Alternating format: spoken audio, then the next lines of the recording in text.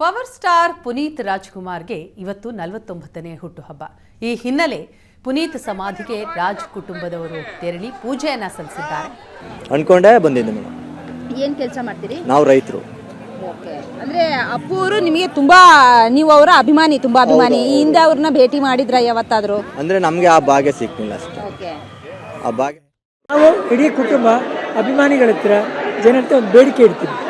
ಏನಂದರೆ ಇವತ್ತಿನ ದಿನ ಅವನ ಹುಟ್ಟುಹಬ್ಬಕ್ಕೆ ನೀವು ಪುತ್ಥಳಿಗೆ ಹೂನಾರ ಹಾಕ್ತೀರಾ, ಲೈಟ್ಗಳು ಹಾಕ್ತೀರಾ, ಆರ್ಕೆಸ್ಟ್ರಾ ಅರೇಂಜ್ ಮಾಡ್ತೀರಾ, ಪಟಾಕಿ ಹೊಡಿತೀರಾ, ದುಡ್ಡು ಚೆಲ್ತೀರಾ, ಮಾಡಿ ನಿಮ್ಮ ಪ್ರೀತಿಗೆ ಮಾಡಿ.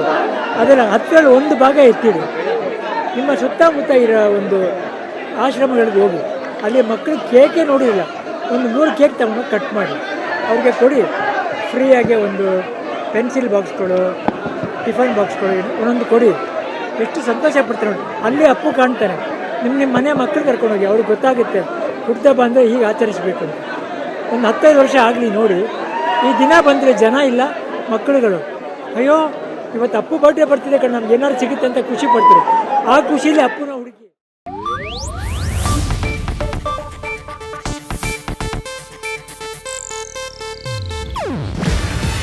ಇದು ಏಷ್ಯಾನೆಟ್ ನ್ಯೂಸ್ ನೆಟ್ವರ್ಕ್ ಪ್ರಸ್ತುತಿ. ನೀವು ನೋಡ್ತಿದ್ದೀರಾ ಏಷ್ಯಾನೆಟ್ ಸುವರ್ಣ ನ್ಯೂಸ್.